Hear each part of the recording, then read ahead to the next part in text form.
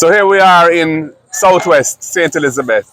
It's Sunday evening, some minutes to 6 o'clock, and we've been touring the parish all day. We started actually in South Manchester at Alligator Pond, and we went up through Bull Savannah and through various districts coming through until we're here. Where are we now exactly? Short Hill. Short Hill. Yeah, and all I can say is that the devastation is immense. The damage to the housing stock, the roofing materials, so many people are without roofs tonight. Many of them have to be catching elsewhere or, bouncing it in some way or other. It's really hard. And of course, the damage to the JPS network is also extremely serious, significant. We haven't seen any JPS linesmen or trucks or anything here today, but we passed some up at the top of Spur Tree Hill in Manchester. So it's clear it's going to be many weeks before they get through restoring electricity to all these areas. So the people are really facing a terrible crisis. And the need for building materials is an immediate need. Last night it poured with rain here, and many people's houses are soaked inside because their roofs have been gone since Beryl hit on Wednesday. So we need, the nation needs to rally behind these people. We need to have resources deployed immediately to bring in building materials, zinc and lumber and nails and some bedding and so on as well for people to sleep on. And food. There are people that need food and they need water. So, it's a very serious situation. A lot of the folk here are fishermen and farmers, and they can't do any fishing because they can't freeze their catch after because there's no current, no light to freeze, they can't get ice and so on. So this is a humanitarian tragedy we're facing here in South St. Elizabeth, and it requires an immediate and very fulsome response. So I'm looking to see that from the authorities, and I'm calling on the Prime Minister and the government to rally behind the people of Southern St. Elizabeth, South Manchester, South Clarendon, and the other coastal areas in particular, which we have seen, and there may be other areas we haven't got to yet, which are also affected. But the ones that we visited today are really in a deplorable state, a desperate situation, and something needs to be done, and needs to be done now. Well, the devastation is severe in the parishes of Manchester and St. Elizabeth that we have seen today. The parish on the southern belt of St. Elizabeth is often referred to as the breadbasket. And of course, South Manchester is also heavily involved in agriculture. And we're talking about agriculture and fisheries. Now, my information coming out of some sources that I have is that we have roughly $1 billion as the estimate that would have lost from crops, and another $1 billion from infrastructure and from livestock. And as you can see, that the fisheries industry has taken a hit, whether it's persons, their vessels, or the fish pots, or the fact that they really just can't at this time ply their trade because they wouldn't be able to safely secure the catch that they would have. And if you look at it, the information that I'm also privy to is that about 30 to 35% of the poultry market is supplied by small farmers. And most of those persons would have lost those chickens, those poultry. And so you are looking at what is going to be a food crisis in the near future. It's going to lead to the government have to depend on some imports, but we don't want to see imports at the detriment of the local farmers. So there actually needs to be a planned approach as to how we recover from the devastation in St. Elizabeth and in the southern part of the country. And I'm hopeful that we'll be able to see that.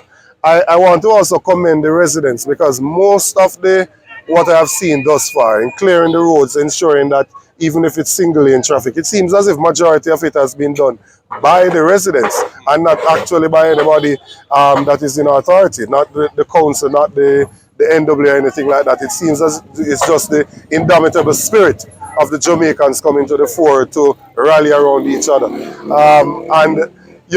We really want to ensure that we can support these persons as much as possible.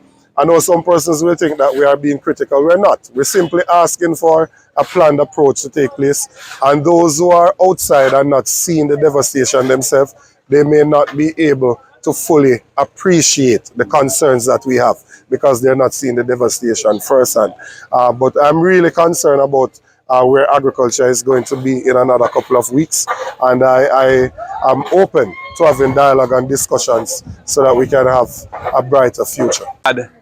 You know, just up the road, I met a lady. Her house is pretty much destroyed. She lost her 500 chickens, and she also lost her fish pots. So she's lost her income, and she's lost her home. And, you know, the ATMs in the community are not working. They don't have access to cash. There's no electricity. Water is short. The pump isn't working because it needs electricity. The situation is extremely serious down here. And the people are very resilient, and they're in surprisingly good spirits. But every day that passes and they don't get any relief, it's going to make it more and more acute, the situation that they're in, and difficult for them to go through. So this is really becoming an emergency, and the necessary mobilization of resources needs to happen now to give relief to these people. We just recently concluded a tour of southwestern St. Elizabeth, myself and the opposition leader, Mark Golding.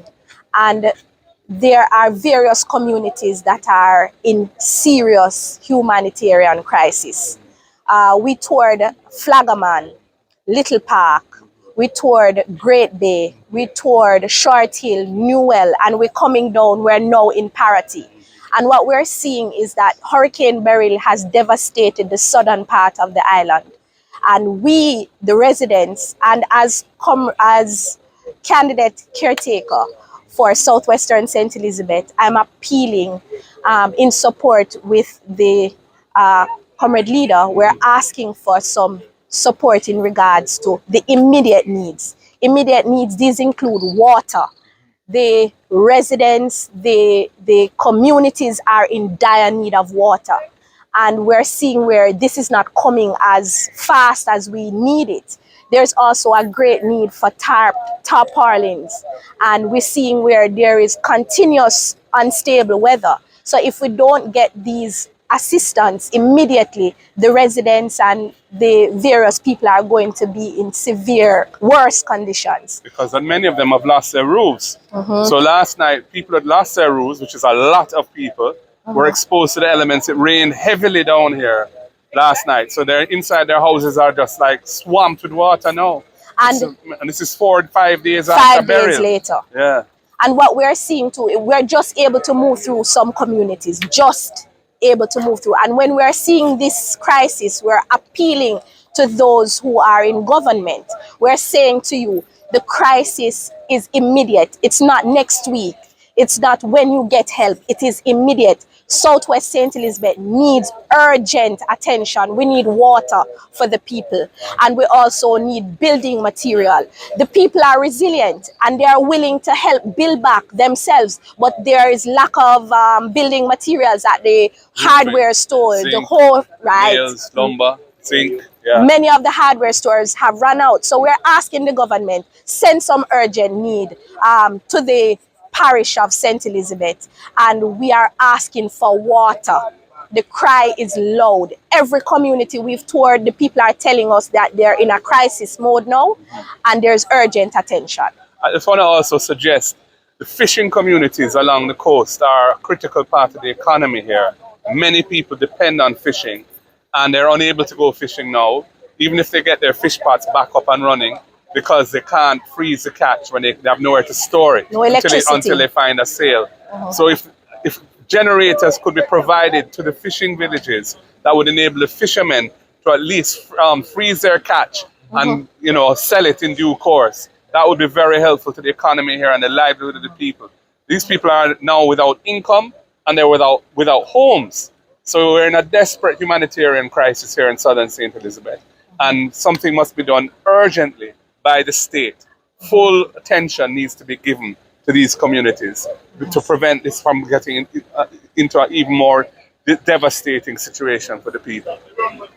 We're in crisis mode in southwestern St. Elizabeth. What we need is urgent attention. What we have been seeing though is the flyover. We see a lot of flyovers, and we've been hearing that a lot of things are being circulated on social media, but what we're not feeling is that we're not feeling the presence and the need for urgent action on the ground. So we don't want to see the flyover, we want to see the underground action. Yeah. And the people need it and demand it now because we are in crisis mode. We don't want to hear the social media, we want to hear right now what is happening for the people. The people need help.